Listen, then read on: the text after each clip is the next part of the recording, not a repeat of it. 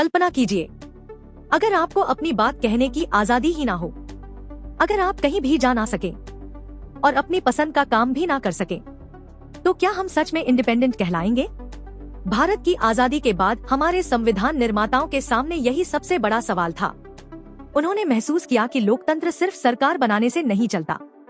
लोकतंत्र तब मजबूत होता है जब हर नागरिक को अपनी आवाज उठाने की स्वतंत्रता हो। इसी सोच से जन्म हुआ इंडियन कॉन्स्टिट्यूशन के आर्टिकल 19 का। आर्टिकल 19 नागरिकों को 6 महत्वपूर्ण स्वतंत्रताएं देता है।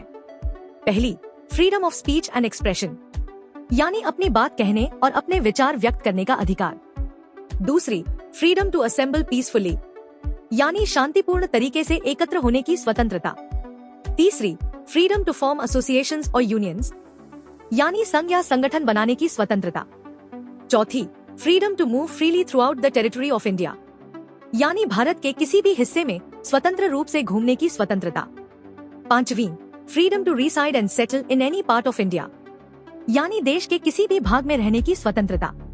और छठी, freedom to practice any profession और to carry on any occupation, trade और बिजनेस, यानी किसी भी पेशे या व्यापार को अपनाने की स्वतंत्रता। लेकिन ये स्वतंत्रताएं पूरी तरह असीमित नहीं है।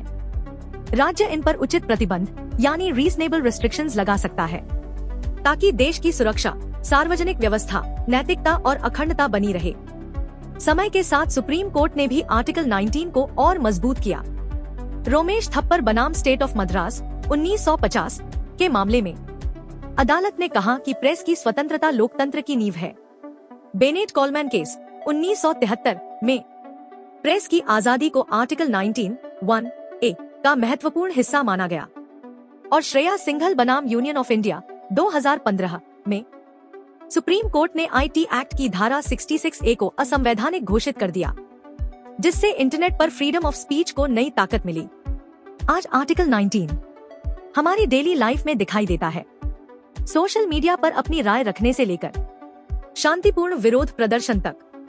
लेकिन इसके साथ एक जिम्मेदारी भी आती है कि हमारी आजादी किसी और के राइट्स को हार्म ना पहुंचाए, क्योंकि लोकतंत्र सिर्फ वोट देने से नहीं चलता। लोकतंत्र चलता है liberty of thought and expression से। और भारत में इस आजादी की सबसे मजबूत आवाज है आर्टिकल 19।